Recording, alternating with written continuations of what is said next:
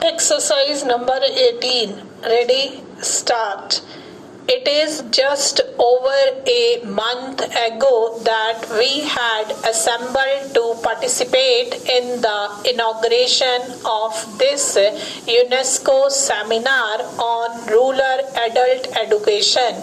We had then met with high hopes and intentions, and I am glad that though only a month has passed, we can now look back with satisfaction on the work accomplished. I must sincerely congratulate the director, the consultants, the chairman of the groups, the delegates, and other participants of the seminar for the energy and competence with which they have carried out their important task. I have every hope that all the countries participating in this seminar will benefit by the recommendations you have made and carry out your constructive suggestions for solving one of the most pressing problems of the world. I can assure you that so far as India is concerned, we shall examine every one of your recommendations with care and sympathy in order to give effect to them as far and as soon as may be possible. I cannot naturally go into any details regarding your various recommendations. They are the result of hard work and careful thought and deserve close attention before any judgment is passed on them. I must, however, express my sense of satisfaction for the way in which you have sat down to work and divided the different aspects of a colossal problem for study by special groups. The provision of literacy may not by itself be enough for the education of adults, but there is no denying that it is the basis of all real education. The first study group, which dealt with different methods of teaching readings to adults, has made suggestions which will be of value to all countries. The second group, dealing with specific problems of health and family life, has discussed questions which are vital for any scheme of social welfare. No community can flourish until and unless the individuals constituting it are happy, and no individual can be happy without health and a satisfactory home life.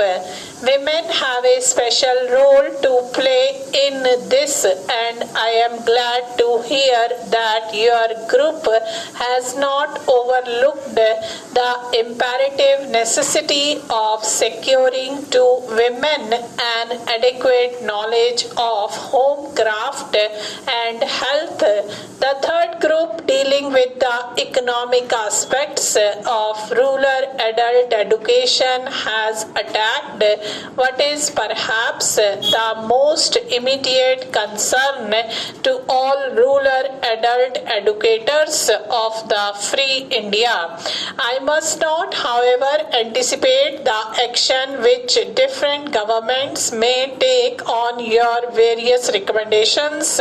So far as India is concerned, I can say that I am greatly impressed by a suggestion made for the setting up of some centralized agency to guard against the possible dissipation of energy, enthusiasm, and competence through unnecessary duplication of efforts. I have felt that some such agency is necessary to advise the states and the provinces of the Indian Union not only on the general principles of education but also on the coordination of steps, procedures and methods in order to achieve the best results at the minimum cost. Another topic discussed in the seminar which has appealed to me and which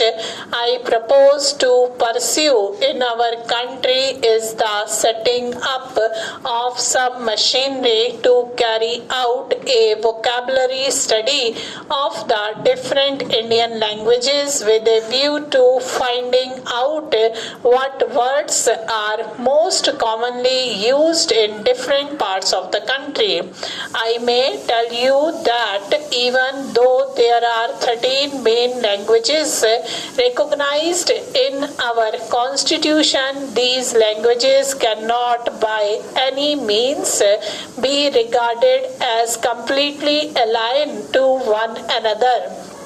They have large common vocabularies, and if allowance is made for the mutation due to the factors of space, time, and pronunciation, the number of common words will be larger still.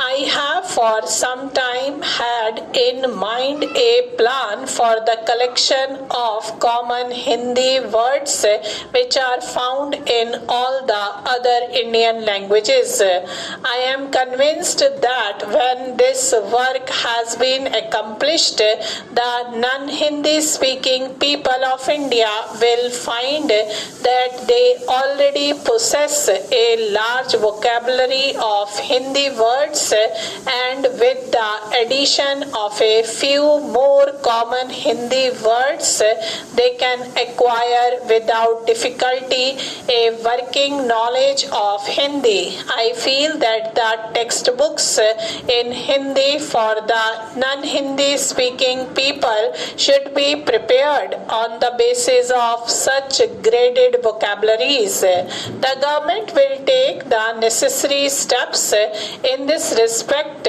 but I must pay my tribute to the many non-official agencies which have been carrying out valuable work on these lines for many years. People all over the world are beginning to recognize that one of the surest ways of securing international peace is fundamental education for the people of the world on the lines envisaged by UNESCO.